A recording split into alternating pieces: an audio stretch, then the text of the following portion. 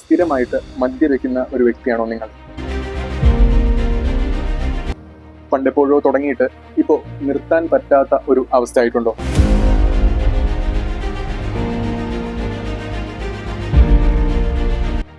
മദ്യപാനം കാരണം കുടുംബത്തിലുണ്ടാകുന്ന പ്രശ്നങ്ങളും, സാമ്പത്തികമായി ഉണ്ടാകുന്ന പ്രശ്നങ്ങളും, ജോലിയിൽ ഉണ്ടാകുന്ന പ്രശ്നങ്ങളും, ആരോഗ്യപരമായി ഉണ്ടാകുന്ന പ്രശ്നങ്ങളും എല്ലാം കാരണം നിങ്ങൾ എപ്പോഴെങ്കിലും നിർത്താൻ ശ്രമിച്ചിട്ടുണ്ടോ?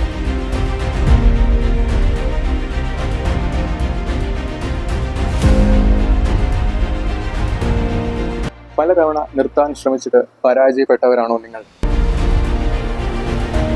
ഉള്ളിൻ്റെ ഉള്ളിൽ ഇപ്പോഴും നിർത്തണം എന്ന ഒരു ചെറിയ ആഗ്രഹം എവിടെയോ ഉള്ള ആൾക്കാരാണോ നിങ്ങൾ? എങ്കിൽ ഈ വീഡിയോ നിങ്ങൾക്ക് വേണ്ടിയുള്ളതാണ്. മദ്യപാനം എപ്പോഴാണ് ഒരു രോഗമായി മാറുന്നതെന്നും തലച്ചോറിൽ ആൽക്കഹോൾ കൊണ്ടുവരുന്ന മാറ്റങ്ങൾ എന്തൊക്കെയാണെന്നും ഇതിനെ ശാസ്ത്രീയമായി എങ്ങനെ ചികിത്സിക്കാമെന്നും ഈ വീഡിയോയിൽ ഡിസ്കസ് ചെയ്യുന്നുണ്ട്.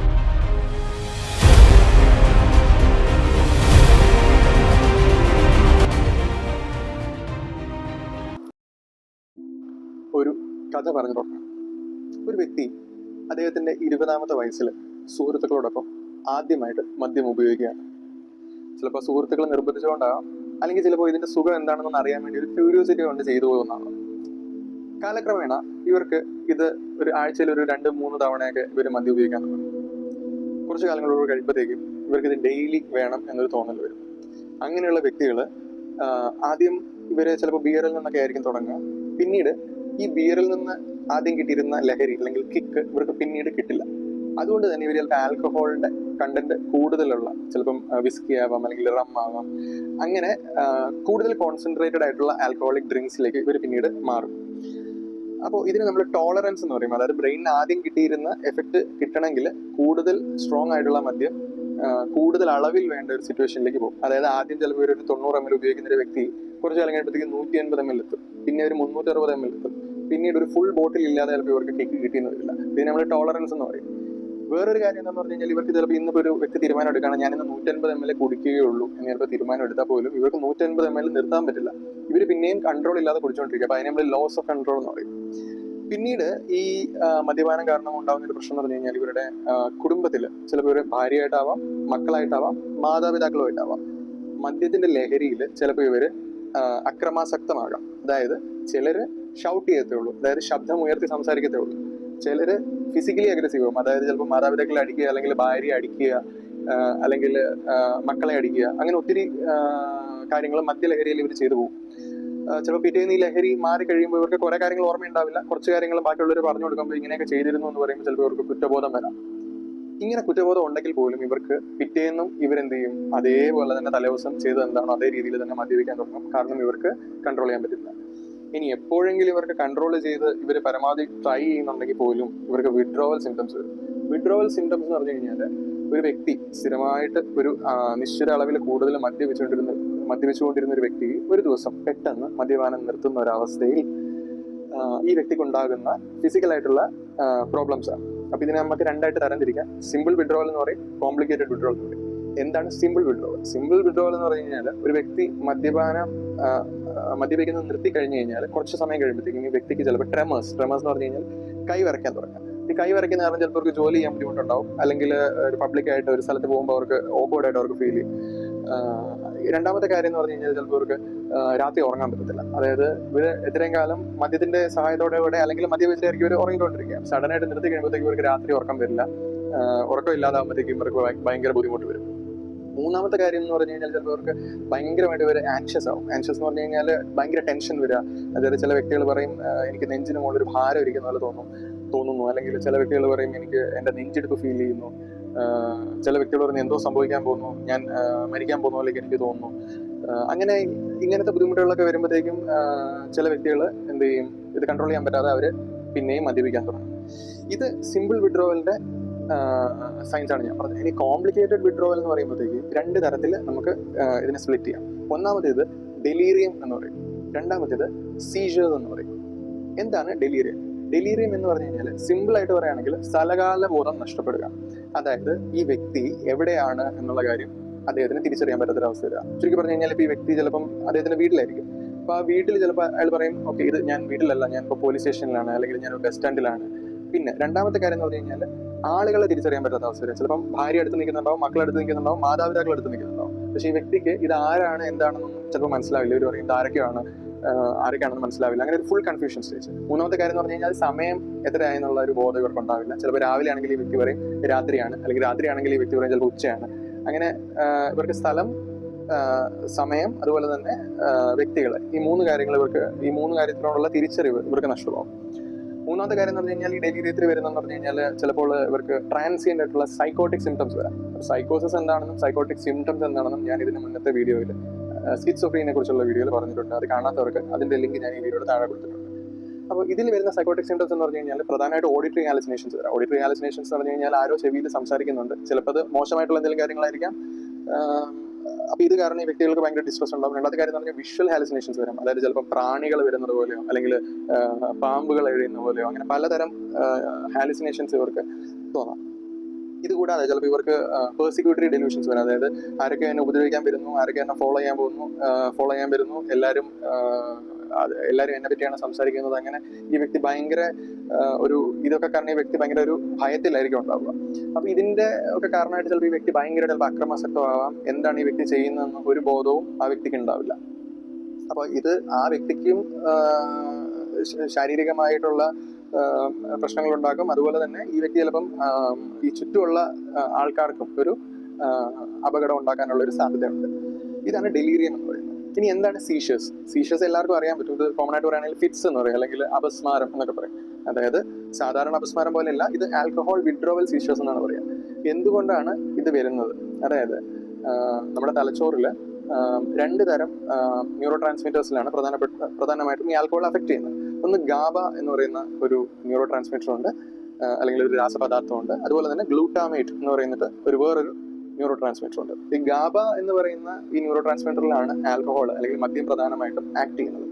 അപ്പോൾ ഈ ഒരു ഗാബയുടെ ന്യൂറോ ട്രാൻസ്മിഷൻ കൂടുന്നത് കാരണമാണ് നമുക്ക് ആ ഒരു റിലാക്സേഷൻ എഫക്റ്റ് കിട്ടുക, അല്ലെങ്കിൽ നമുക്കൊരു കാം ആയിട്ടുള്ള ആ ഒരു സിറ്റുവേഷനിലേക്ക് ആ ഒരു എഫക്റ്റ് നമുക്ക് കിട്ടുക. അപ്പോൾ ഈ ഗ്ലൂട്ടാമേറ്റ് എന്ന് പറയുന്നത് നേരെ തിരിച്ച് ബ്രെയിനിനെ എക്സൈറ്റ് ചെയ്യാനുള്ള ഒരു ന്യൂറോ ട്രാൻസ്മിറ്റർ ആണ്. അപ്പം നമ്മൾ വർഷങ്ങളായിട്ട് മദ്യപിക്കുന്ന ഒരു വ്യക്തി ഈ ഗാബയെ ഇങ്ങനെ സ്റ്റിമുലേറ്റ് ചെയ്ത് വെച്ചിരിക്കുകയാണ്. അപ്പോൾ ബ്രെയിൻ എന്ത് ചെയ്യുന്ന പറഞ്ഞു കഴിഞ്ഞാൽ കോമ്പൻസേറ്ററി ആയിട്ട് ഈ ഗ്ലൂട്ടാമേറ്റിന്റെ സെൻസിറ്റിവിറ്റി കൂട്ടിയിട്ടുണ്ടാവും.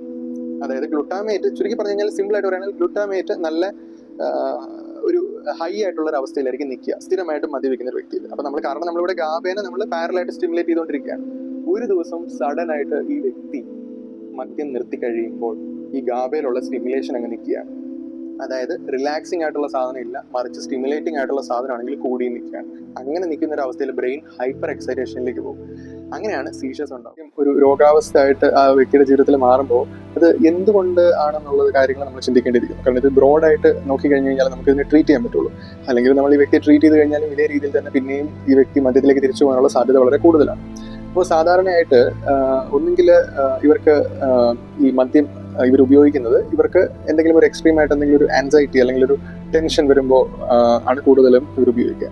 ഫോർ എക്സാമ്പിൾ ഇവർക്കിപ്പം ഇവരുടെ ജോലി സ്ഥലത്ത് ഇപ്പോൾ സീനിയേഴ്സിന്റെ ഭാഗത്തുനിന്ന്, അല്ലെങ്കിൽ അവരുടെ മേലുദ്യോഗസ്ഥരുടെ ഭാഗത്തുനിന്ന്, അല്ലെങ്കിൽ ഇവരുടെ ജോലി ഭാരം കാരണമോ എല്ലാം കൊണ്ടും ഭയങ്കര ഇവർ ബേൺഡ് ഔട്ട് ആയി കഴിയുന്ന ഒരു സമയത്ത് ചിലപ്പോൾ അതിനുശേഷം ജോലി സമയത്തിന് ശേഷം അവർക്ക് റിലാക്സ് ആകാൻ വേണ്ടിയിട്ട് ഇവർക്ക് വേറെ വഴികളൊന്നുമില്ല.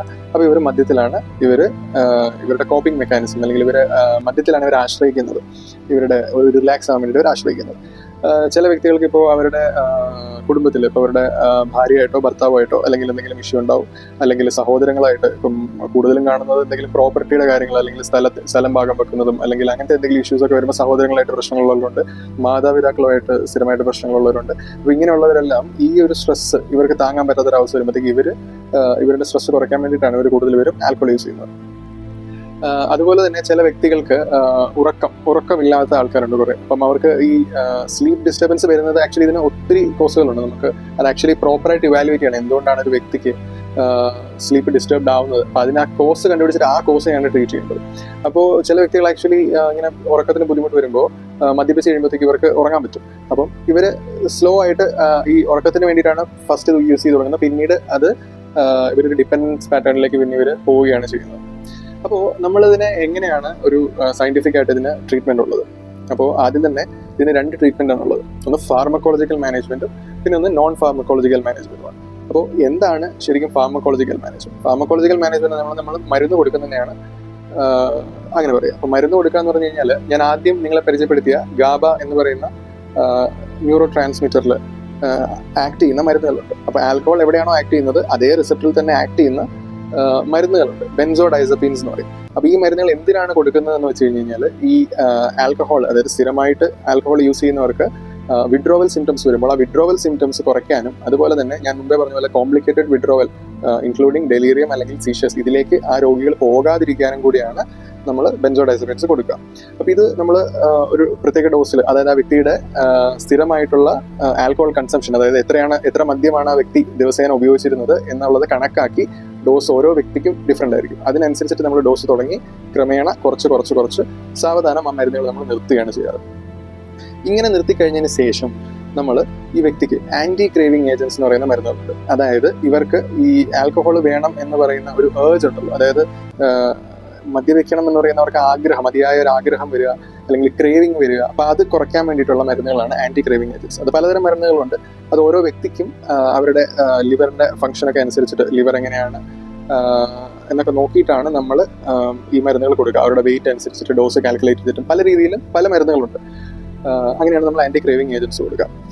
ഇതല്ലാതെ തന്നെ ഇതിന് ശേഷമാണ് നമ്മൾ നോൺ ഫാർമക്കോളജിക്കൽ മാനേജ്മെന്റ് പറയുന്നത്. നോൺ ഫാർമക്കോളജിക്കൽ മാനേജ്മെന്റ് എന്ന് പറഞ്ഞു കഴിഞ്ഞാൽ ബേസിക്കായിട്ട് തെറാപ്പി സെഷൻസ് ആണ്. തെറാപ്പി സെഷൻസ് എന്ന് പറഞ്ഞു കഴിഞ്ഞാൽ സയന്റിഫിക് ആയിട്ട് എവിഡൻസ് ഉള്ള തെറാപ്പീസ് ആണ് എല്ലാം. അതിപ്പോൾ നമ്മൾ മദ്യപിക്കുന്ന ഒരു വ്യക്തിയുടെ അടുത്ത് പോയിട്ട് ഓക്കെ മദ്യപിക്കരുത് എന്ന് പറഞ്ഞു കഴിഞ്ഞാൽ ഒരു കാര്യമില്ല. അപ്പോൾ ഇതിനൊരു സയന്റിഫിക് ആയിട്ടുള്ളൊരു മെത്തേഡ് ഉണ്ട്, എങ്ങനെ ഇതിനെ അപ്രോച്ച് ചെയ്യണം, നിങ്ങൾക്ക് ക്രേവിങ് വരുമ്പോൾ നിങ്ങൾ അതിനെ എങ്ങനെ മാനേജ് ചെയ്യണം, അങ്ങനെ ഒത്തിരി ഇതിൻ്റെ ഒരു പ്രോപ്പർ ആയിട്ടുള്ളൊരു സയൻറ്റിഫിക് സ്റ്റെപ്പ് ബൈ സ്റ്റെപ്പ് പോകുന്ന ഒരു മെത്തേഡുണ്ട്.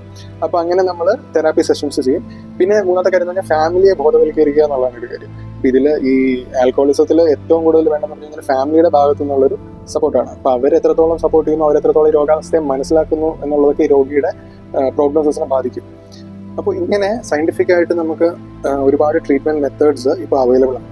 അപ്പം നിങ്ങളുടെ സുഹൃത്തുക്കൾക്കോ അല്ലെങ്കിൽ ബന്ധുക്കൾക്കോ അല്ലെങ്കിൽ നിങ്ങൾ കെയർ ചെയ്യുന്ന ആർക്കെങ്കിലും ഇത്തരത്തിലുള്ള പ്രശ്നം, അവർക്ക് മദ്യം ഒരു ബുദ്ധിമുട്ടായി തോന്നി എന്ന് നിങ്ങൾക്ക് തോന്നി തുടങ്ങുന്നുണ്ടെങ്കിൽ നിങ്ങൾക്ക് ഈ വീഡിയോ അവർക്ക് ഷെയർ ചെയ്ത് കൊടുക്കാം.